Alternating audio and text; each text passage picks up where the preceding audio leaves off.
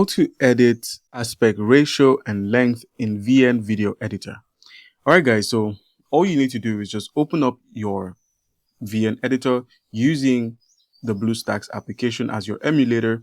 Once you've opened it up, just head into your projects and click on the plus to begin a new project.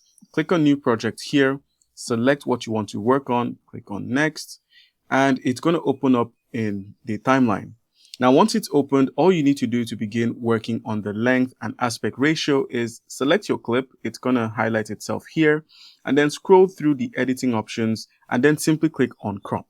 Once you selected crop, you can see all the edits and basically aspect ratios you can employ. Here we have 16:9, which is for YouTube, 4:5 for Instagram, 2:3 for some other platforms, and for some Apple, we have 5:8.